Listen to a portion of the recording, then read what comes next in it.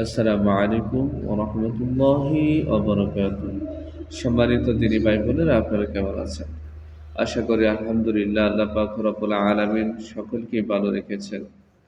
তো আজকে আমি আপনাদের সামনে আবার একটি বিশেষ আমল নিয়ে উপস্থিত হয়েছি, যেটা জিন রোগীদের, যাদেরকে জিনে ডিস্টার্ব করে তাদের জন্য খুবই পরীক্ষিত একটি আমল।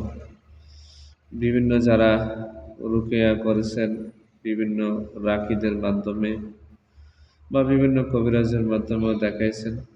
কারণ রাকিরও কোনো ক্ষমতা নাই আপনার রোগকে সরানোর, কোনো মুদাব্বিরেরও কোনো ক্ষমতা নাই, কোনো কবিরাজেরও ক্ষমতা নাই। আল্লাহর হুকুম ছাড়া কি আপনি সুস্থ হবেন না।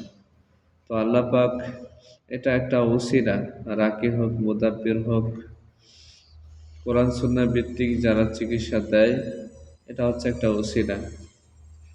তো আমি আপনাদের সামনে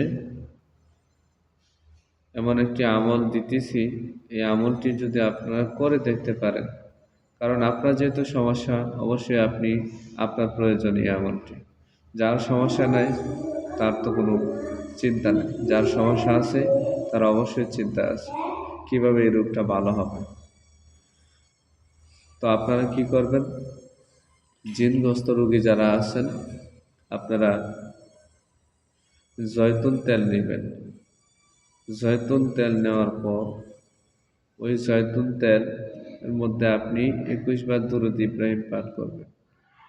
21 বার দুরূদ ইব্রাহিম পাঠ করার পর আপনি আয়াতুল কুরসি 7 মর্তবা পাঠ করবেন, 7 বার পাঠ করবেন।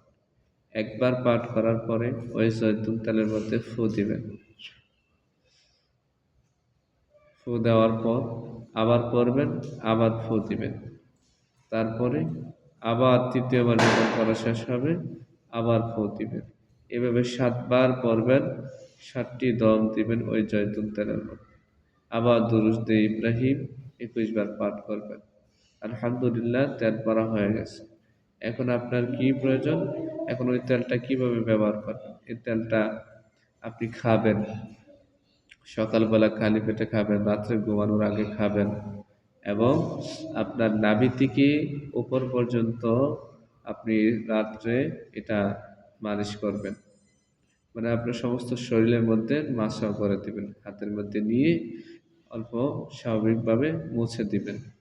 তো এইভাবে আপনি নিয়মিত তেল খাবেন, করবেন, ইনশাআল্লাহ আপনার শরীরের ভিতরে, রক্তের ভিতরে যদি জিন মিশে থাকে তারপরও ইনশাআল্লাহ ওই শরীর থেকে এটা দূর হয়ে যাবে ইনশাআল্লাহ।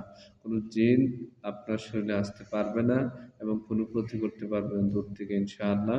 সকল স্বপ্নের মধ্যে যে খাওয়ানো জাদু ইনশাআল্লাহ চালান, এই সমস্ত সব কিছু বন্ধ হয়ে যাবে ইনশাআল্লাহ। আপনারা আমার পেজটি ফলো করুন। আমার আবার ইউটিউব চ্যানেলও আছে, কোরআনের শিফা সেন্টার। যাদের ভালো লাগে তারা অবশ্যই আমার চ্যানেলটাকে সাবস্ক্রাইব করে রাখবেন নতুন ভিডিও পাওয়ার জন্য।